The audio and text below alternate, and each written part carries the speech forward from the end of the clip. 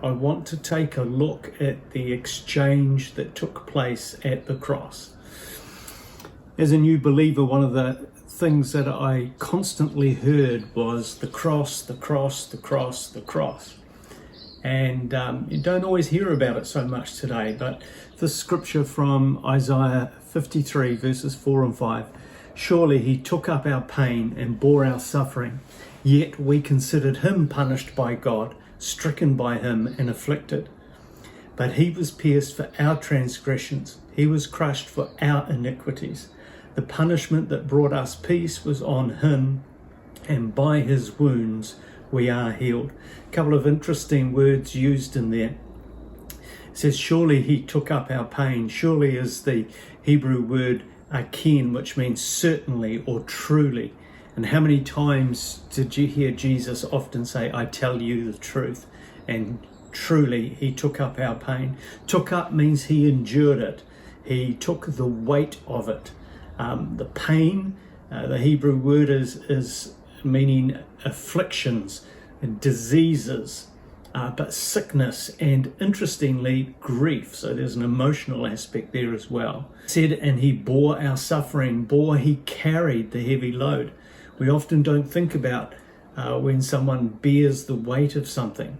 And just as I was preparing this, I thought, how much does sin weigh? How much does my sin weigh? How much does our sin weigh? And yet he bore that on the cross.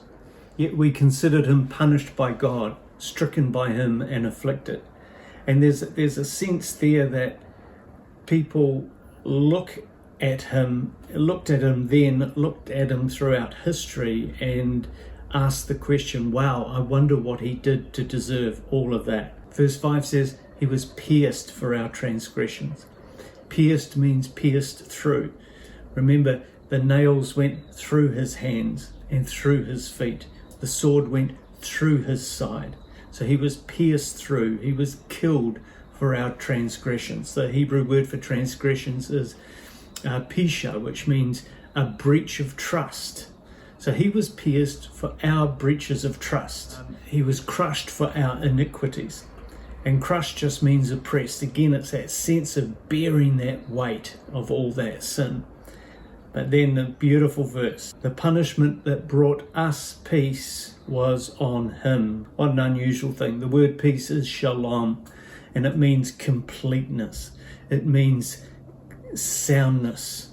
It means welfare. It means peace. But then it says, by his stripes we are healed. And healed again is in another name of God, Rapha. It means to heal. It means to become fresh. It means to be completely healed.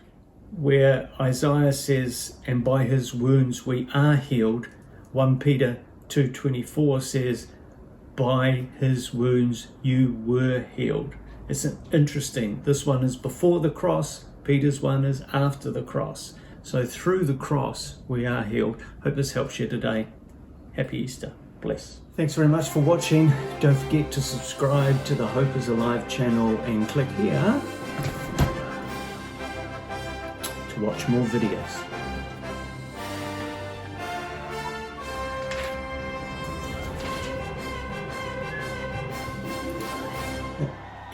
Anytime you like.